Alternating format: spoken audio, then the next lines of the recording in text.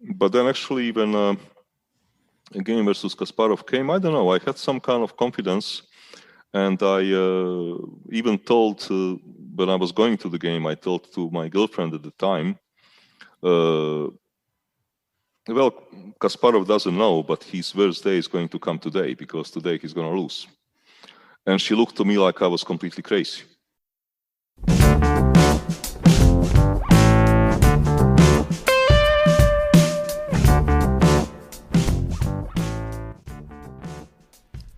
Welcome to another edition of the Let's Talk About Chess podcast. In episode number 16, I talked to Jeroen van den Berg, the tournament director of the Tata Steel Chess Tournament in Wijk aan Zee. He told me some great stories about the event. The Wimbledon of Chess, as the tournament in Wijk aan Zee is called, attracts the very best chess grandmasters in the world, and in non-COVID times, thousands of amateur players and visitors. During its 83 years of history, the Tata Steel Chess Tournament has attracted some of the biggest names in chess history. In this series, the Wijk aan Zee Storytellers, you can hear some legends of the game telling stories about the greatest chess tournament in the world. I am your host Erik van der Reem. Relax and enjoy the show.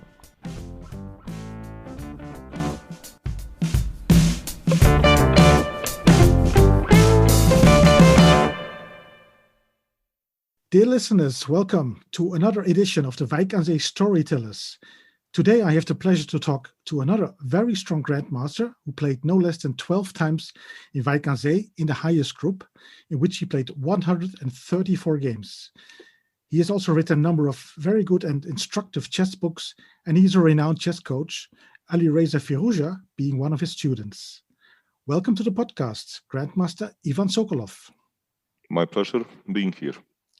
Okay, yeah, welcome. It's very nice to have you. We're recording this during the rest day in Wijk aan Zee, in the 2021 edition. What is your impression after the first 8 rounds? Well, I'm of course a little bit surprised, like everybody is, with the performance of Magnus. I don't think that anybody expected this. And also with the performance of MVL. So I don't know whether MVL is simply keeping his opening preparation for the candidates. But then if he does, there is no need to enter those crazy Najdorfs. I mean, there are many things which you can enter if he's really keeping his preparation for candidates. I was a little bit surprised that, not little bit, I was quite surprised that, let's say, he lost 2 games in Najdorf, because he was simply out-prepared. And this is not what you expect from a person who is, who will start, let's say, the second half of candidates from a pole position. I was also yesterday surprised. Obviously, Magnus took risks, and he didn't play kind of a chess which he normally does. But to grab this pawn in this particular line, it is known to be extremely dangerous, to put it mildly. Yeah. So it is not like... It was also a Sicilian, right? Yes. Yeah, it was Sicilian, and it was known to be dangerous from human perspective and also from computer perspective. So if you look at this game which he lost yesterday, Yesipenko, a part of this from human perspective, it looks very dangerous. But if you let engine run, engine is quickly going to agree to it. So what was exactly the incentive of Magnus to enter into this? Okay, I don't really know, because let's say instead of his move b5, it is very well known that d5 is the main move, and he knows it very well because it was played in a number of top tournaments which he participated in. What I'm kind of a little bit curious is, let's say here, because we are having at this moment young sub-top which is doing very well. I'm talking about Jordan van Foreest, I'm talking about Yesipenko, obviously about Firouzja, who is no longer a sub-top. He is establishing himself as a top, but we are having this young generation which is doing extremely well. Yes. Yeah, so I cannot judge exactly, you know, for example, is somebody like Yesipenko, because he's very young, right? Is he, for example, underrated? he's only 18 years old at the moment. Correct. Yeah. So he can be easily underrated, right? Yes, this could be, of course. Yes. And also for Russia, you said he's already a top player. And Jordan van Verees, 21. Are you surprised by his play? Because he played a very good tournament last year already. Correct. No, I'm not surprised at all. He played very well last year, and I think that he was, let's say, having this situation in Netherlands that he was a little bit in a shadow of Anish. I personally actually thought that he should have been allowed to play in a Wijk aan Zee even a year earlier than he did. I'm not surprised. I mean, he's very well prepared, and he has talent and determination, and I'm not surprised at all. And also to play by Ali Reza, he lost the first game against Magnus, but he won 4 games already, and is leading the field 5.5 out of 8. So that does not really surprise you as well? No, it doesn't surprise me at all. For me, it is interesting in this game with Magnus because he's extremely actually close to score well in many games versus him, but so far it did not happen. But it might easily happen that he needs just one game. And there are many examples of this. Like, for example, Fischer was not doing particularly well versus Spassky until the first time he beat him in their match, one single game. Once he won one single game, situation changed dramatically. Similar story was between Kasparov and Karpov. Kasparov played many games with Karpov, and once he won one single game, situation dramatically changed. So I would not be surprised if here we are going to see some extremely similar story. Okay. Yeah, that would be interesting to see and what happens in the next 5 rounds. Do you think those youngsters, 17, 18-year-old, 20-year-olds, that they can keep the pace and for the last, they still have to play 5 rounds? Would you have an advice? You're a very experienced coach. You're a very experienced player. You played these long tournaments a couple of times in Wijk aan Zee. Do you have any advice for one of the young players to keep this pace and this strength and to stay on top during this tournament? Well, I don't know exactly who they are playing, but I was speaking to some of the people who, I would not say who is playing in a Wijk and who is doing very well and was playing versus some of the high-rated people who are not doing that particularly well. And I told him before this game, I said, you don't need to do anything particularly crazy to create your chances. Why? Because he's going to come after you. So you don't need to come after him. And I think that what we are going to see, for sure, we are going to see that Carlsen is going to take risks because he's a fighter. He's not going to let this go. And he still has a possibility to win the tournament. Okay, he will need some crazy score, but it will not be the first time in his life being able to do this. I mean, we have seen him before being able to make, 4.5 out of 5 or some insane score with this kind of field. And if he indeed makes like 4.5 out of 5, he can maybe still win the tournament. Sure, that's possible. Do you think he has some difficulties playing over the board again? Or is it in general difficult after this pandemic year where they played a lot of online tournaments that you not suddenly, but that you have to play over the board again? Is it really different? Well, it is, very interesting. Now everybody is talking about these online games and that maybe he's playing too much blitz and that maybe he's playing too much bullet. Okay, that part I like because when I was working in Iran with Ali Reza, with Max Sodlo and their best players, one of my standpoints was that they were forbidden to play bullet. And I did the best I could to enforce it, but I could well see on their face written, like, but who are you? I mean, Magnus is playing bullet all the time. And look where he is. Yes. I still stick to my guns that I do not see how can bullet be beneficial to any kind of chess player. When it comes to online games itself, like Magnus Tour, which was with some reasonably decent time limit, I don't really think that this is related to his super performance here, because in a Stavanger, which was not so long ago, nobody was talking about internet games. That's right. So now he's having some sort of a lapse of form, and everybody suddenly is talking about this. I'm quite surprised, for example, by the two things. Number one is his choice of this very risky line versus Yasipenko. And number two, that versus Duda, he did not win a technical position, something which is his forte. This surprised me a lot, because especially that moment versus Duda, he knows it already that he made a couple of draws, so he needs to win this game. This did surprise me, but I'm very curious what would happen in the last 5 rounds, because Magnus is a fighter, and for sure he did not give up on this tournament.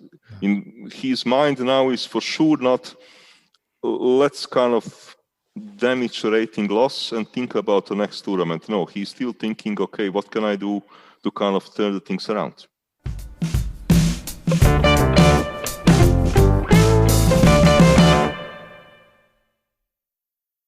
Yeah, it's 5 more rounds, if I can say so. Quite exciting rounds, I think, coming up. Not only with Magnus, but also I think Caruana is still in the top, and he will also have a shot, I think, to defend his title from last year when he won 10 out of 13, which was a crazy score, of course. But for the youngsters, of course, it's great experience. But let's go to your first experience when you were pretty young in 1989 when you debuted in Wijk aan Zee. You were 20 years old and still one of the youngest grandmasters in the world at the time, isn't it? Yeah, this is actually kind of strange how situation changes, because like in 1987, so 2 years before this, when I became a grandmaster, and I became a grandmaster about the end of that year, there was a FIDE Congress during a World Championship match in Sevilla. I was youngest grandmaster in the world when title was awarded to me.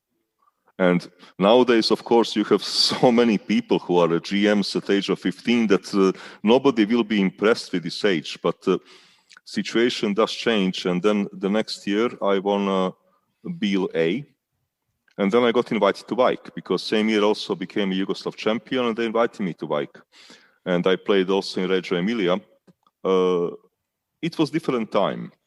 It was, the computers did not exist. It was this bohemian time when people were analyzing games in Zonefunk, and it was different. It was very different. Yeah, I just wanted to ask you, how did you prepare for those tournaments? Before the tournament, like Wijk aan Zee, and also during the tournament, did you already have a computer at the time?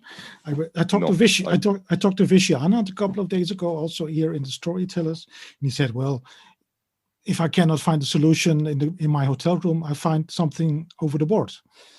Did you have the same mindset at the time? Yes, to start with, I did not have a computer at the time. Mm-hmm. My first computer I got beginning of 93. Mm-hmm. I had 2 notebooks. One for a white PCs, one for a black PCs. So pen and paper, yeah? And with a handwritten analysis. Mm-hmm. And this is what I would take with me to tournament. And if something is played, then I would readjust my notebook with a new piece of information. Or in the case that I would find something. So it was a very different time. And at that time, what Vishy said kind of perfectly holds, that players had a bigger ability in themselves to be able to find solution over the board. Mm-hmm. I'm not saying that nowadays players do not believe that they would find solution over the board, but they try to do whatever they can that this is not needed. Mm-hmm. And in that time, I remember, for example, I was in this when computers were just coming and they were not so strong. I was analyzing a lot with Timan. Mm-hmm. And his attitude, and okay, he was in this pre-computer generation for many years, one of the very best in the world. Yes. His attitude was, okay, this looks interesting. I'm ready to play this position. Mm-hmm. And nothing looks really forced. There is for sure no reputation. Okay, let's try to find out. Mm-hmm. Nowadays, this attitude is different because things have changed. Yeah. Yeah. I have noticed, for example, Kramnik was accused by a lot of people or media that he's trying to, at some stage, to kill the game, to overanalyze everything until the bottom line. But I met the very same Kramnik in '92 when computers were just starting. They were not strong. Even if you had computer and engine was weak. Yeah. He had completely different attitude because these tools were not available. Then we're talking about Fritz 1 and 2 or something, yeah, at the time. Yes, talking about Fritz 1 and 2. For example, my first database which I had was not even chess-based mega database. At that time, New in Chess had some database. Yes. And I was getting some floppy disks, which I would input in my computer to update it. Some completely different kind of world. And of course, it is normal. Look, at that time, we tried to use the best tools which we had. Sure. And today, people also try to use the best tools which they had, which is normal. It would be very strange if you would not do it. Yeah. Did you also have a lot of chess books with you during a tournament? Informator, for example? Yeah, I would normally take a number of chess books with me. This is also, okay, what is, not too much to basically carry in order to stay within airline 25 kilos. Yes, that's right. Yes. 25 kilos and that's it. Yeah. Yeah. Correct. Yeah. But 1989, yes, as I said, was also a debut of Vishy Anand. What do you remember from him? He was an extremely fast player, wasn't he?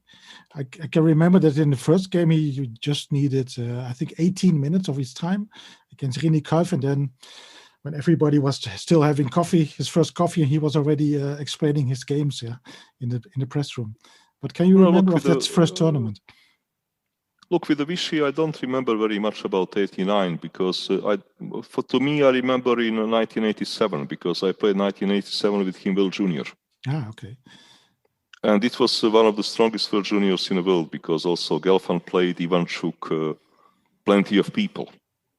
And it was very obvious to me that Vishy won that World Junior.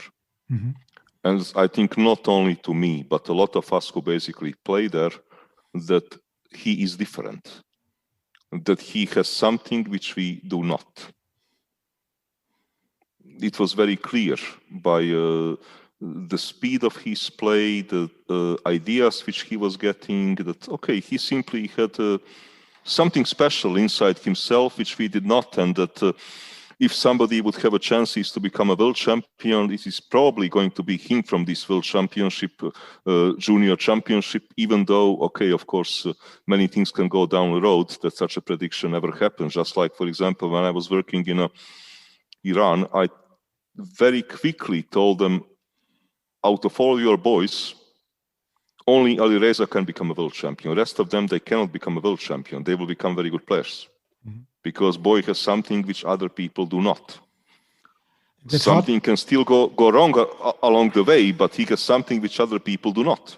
Okay, and that is hard to define, of course. What is this something special what other players do not have?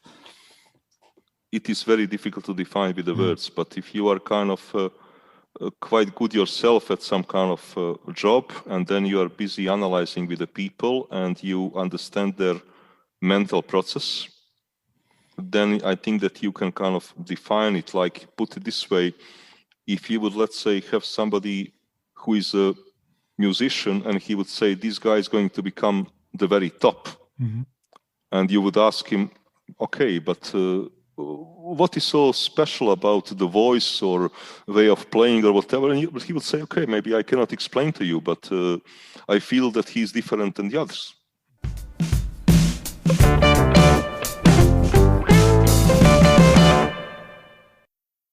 Yeah, you were also we have to move on a bit to the Wijk aan Zee tournaments, of course, because it's a very interesting topic, of course, and you were also a very strong player, especially in the mid-90s, I think, where you had your best results in Wijk aan Zee, scored 4th place, 2nd place in 1997, 1999 again. What do you remember from those times, and can you mention a couple of very especially good and remarkable games, perhaps? Yes, from that time, those years were my best years. I was also, probably in the best age.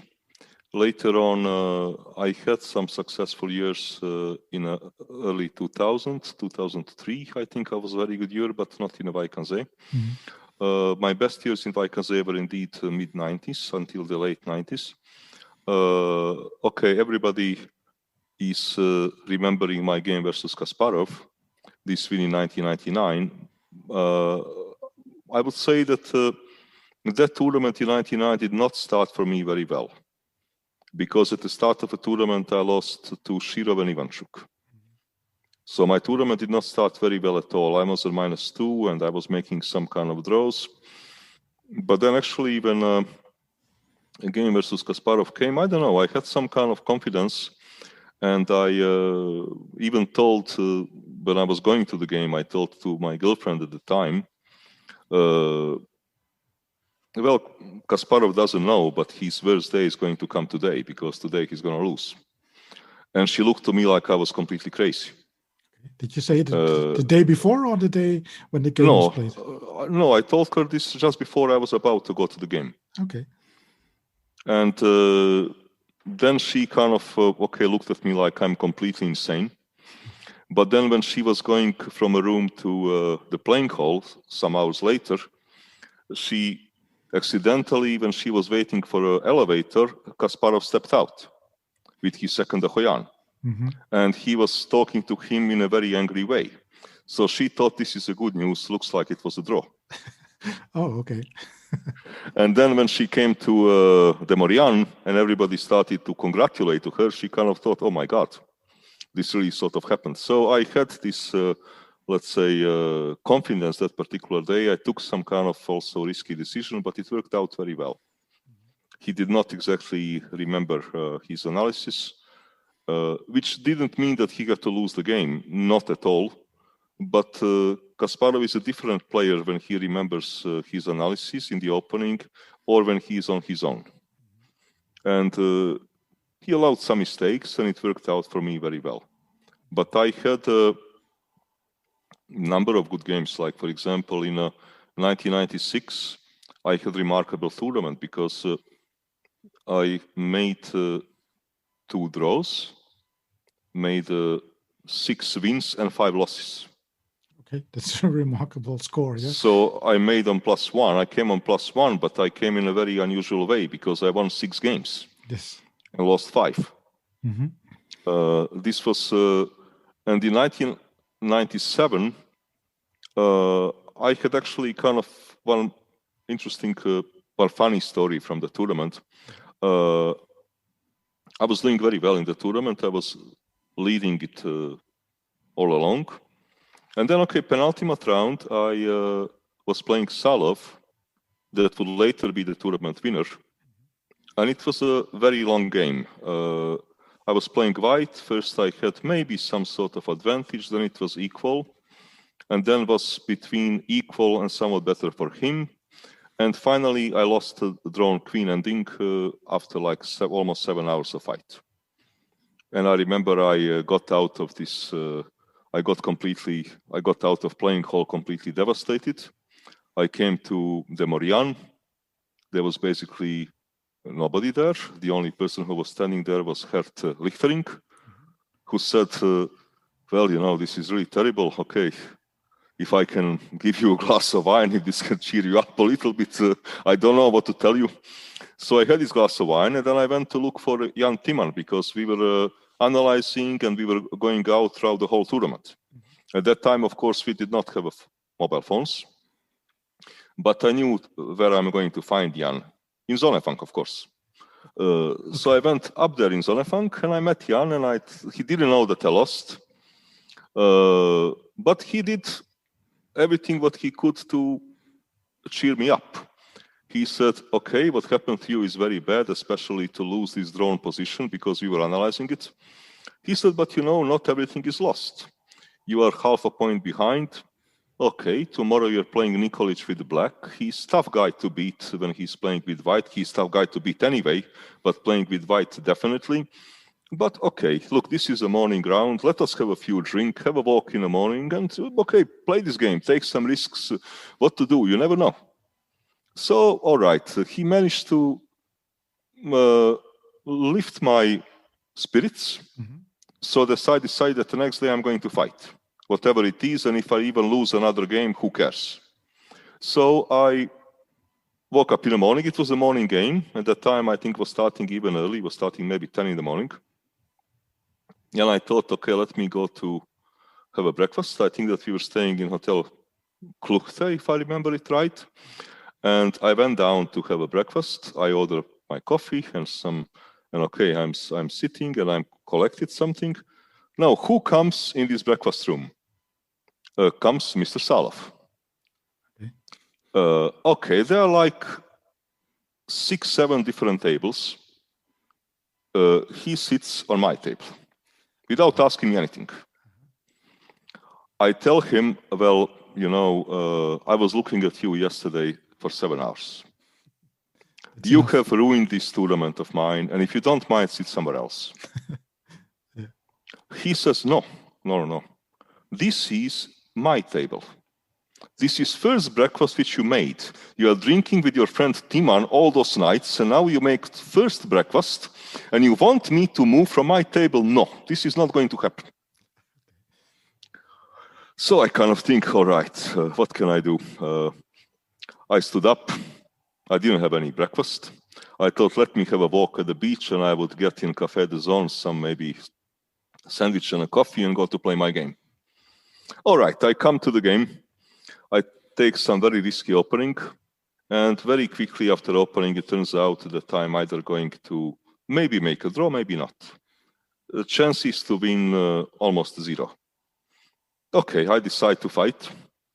And around move 40, I made the time control. Now it's kind of clear I'm still worse, but I will make a draw. I thought, let me have a look what is happening in the game of Salov, who is playing Korchnoi. To my joy, I see that Korchnoi, who is playing black, is completely winning. Completely winning. Mm-hmm. So I think, okay, this is actually not so bad. Doesn't look like I will win tournament alone, but I will share a first place, and I probably have a better tiebreak. But then happened something so I drew my game, and I'm waiting for Salov to resign. Problem is that also Victor is waiting for him to resign. So Salov is playing some completely lost position, and Victor had a bad habit in those years, especially as he was growing older, that he gets unbelievably angry if people are playing lost positions versus him instead of resigning. Mm-hmm. So he started to bang all his moves in order to land with the queen versus rook, but the problem is that side with the rook, Salov is able to build a fortress. And now Victor can no longer win. Now game was taking forever. I was with Jan in the Marianne with Timan, and I told him, Jan, have you seen what happened? He said, no. I said, look, Victor has ruined this. I think it's a fortress. I put position in front of him. Jan said, my God, now this is a draw. I said, Jan, what do you think? When the game is over and drawn, should I, present to Victor some damage bill? He said, Ivan, I would not talk to him if I were you. And that was the end of the tournament. So Salov won the tournament, and I shared the second place. Shared second place, yeah. So you were very close, yeah, to winning Hooghoven's 1997, yeah. Let me just look at the standings. Sokolov 8.5. You had 8 points. Yes, and Korchnoi with 6 points. Timon at 6.5 points. Okay, so yeah, remarkable tournament. Yep. Great story, of course, especially with Sokolov on the breakfast table, on his breakfast table. Yeah. Yes, I understood. When he was saying that this is my table, then I understood. Okay, that after all, he came from Soviet Union and he's a communist. He's saying he's seeing possessions in a different way than normal people. Okay, yeah, could be. Yeah, 1996. You also played some very nice games against Anand, for example. 1996 was the tournament where I think 5 queen sacrifices occurred in the tournament. You were one of the, well, more or less the sacrifice against Anand. He played queen takes g4 against you, I think. But you won the game, and it was still a remarkable game. Can you tell me something about that one? It was a remarkable game, and Vichy sacrificed queen in a positional way, and this was actually very clever. And my position was not good. Mm-hmm. I was, for some reason, in high spirits, not really fully understanding that position was lousy. I'm often having this, let's say, habit that, look, you have a very few people on this planet who estimate their position to be really as it is. Normally, people either think that it's better than it is or worse than it is. I'm normally quite optimistic about my chances. So I was in a high spirits, even though position was difficult, to put it mildly. But then Vichy went to collect some rook, which was wrong. And then I suddenly got a beautiful mating net, and I managed to win the game, and that was a remarkable game. That was absolutely remarkable game. And I also had a very good game versus Topalov in the tournament. I lost versus Ivanchuk when I had some king chase, but it didn't work out very well for me. I sacrificed a lot of things to get his king running somewhere to e5. He was playing with the black. It was a remarkable tournament, like I said, that I won 6 games and unfortunately lost 5, but it was probably one of my most remarkable tournaments in Wijk aan Zee. 1996 was a remarkable tournament, in particular because Ivanchuk played some remarkable games, and I read in an old tournament book that Ivanchuk refused the prize from the audience because he won against you, but he refused to get these 500 guilders, was it, at the time, because he thought the quality of the game was not good enough to accept the prize. Do you know that, or do you remember that? Well, I don't know that. I do remember that he made a mistake because at some moment when I sacrificed a lot of things and I put his king to a chase, he allowed me actually to save the game, to make a draw with some interesting way, which he didn't have to. Mm-hmm. But unfortunately, I didn't do this, and we repeated the moves, and then he found the right way for him to actually win the game. Well, this is what I remember. The game, normally I had these habits before these penalties for being late or zero tolerance to be late for my games. So, and this public prize is always given just before the round. Yeah. So correct. I guess that, yes, so I guess that I simply didn't notice it because when I arrived already many games were in progress. Mm-hmm. Yeah, I think it was the first year where they got those public prizes, and Ivanchuk just said, no, the quality is not good enough. I don't accept this one. So it was quite remarkable, I think. I had, about this kind of prizes at some stage when I finished playing and I was a commentator and I was giving daily prize on behalf of Tata Steel. Mm-hmm. Or at that time was still Chorus. I don't remember it very well.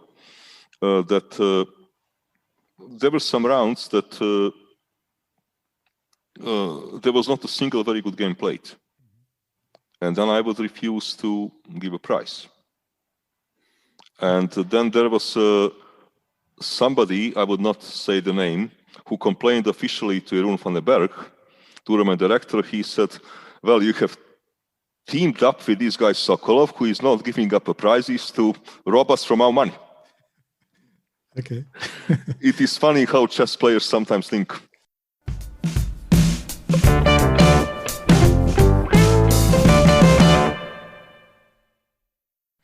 So my time in Wijk aan Zee was good, and I think that I hope to return there after this pandemic. And I think that we had a hopefully interesting podcast for our listeners. Yes, I think so. Yeah, you told a fantastic story, but especially about the Sokolov stories. Of course, it's great about his table. Still, I have one more question for you. If you had the possibility to travel with a time machine to a Wijk aan Zee tournament, which one would it be, and why?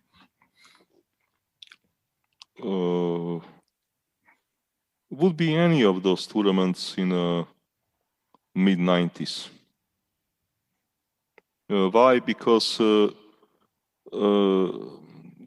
engines were actually not still strong enough to kind of, let's say, refute your analysis, or that you would land into this situation that somebody will blitz out all those moves. So yeah, if I could travel back in time, it would be maybe Wijk aan Zee 95 was also a very interesting tournament when they had a combination of a knockout and then later classical Swiss. So yes, I would like to go back to those kind of tournaments, 95, 96, maybe 97. Those were very good times. People were, doing computer work a little bit less. Mm-hmm. When people were coming to Zonnefang, they did not have phones with the social media, so they were socializing a bit more. If you would give me the time, yes, this is what I would choose with my time machine. Okay, great. Yeah, I hope the time machine takes you then to next year's tournament, 22 perhaps, and then I hope to see you again there. You're going to follow the rest of the tournament, 2021. People can also follow you, of course, on Twitter, GM Ivan Sokolov. It's always nice to see your tweets. And also, if they want to read some of your stories, they can also buy the book Ivan's Chess Journey, Games and Stories. Published a couple of years ago, in which you also wrote down a couple of those very nice stories from your chess career, and of course some magnificent games as well. So it's only recommended that people have a look at that book as well. Thanks a lot, Eric. Okay. Thank you very much for your time, and I hope to see you soon again. Bye-bye. Thank you. Dear listeners, I hope you enjoyed this special episode of the podcast. It is always a pleasure to talk to chess legends about their games and experiences, especially when they're talking about my favorite tournament.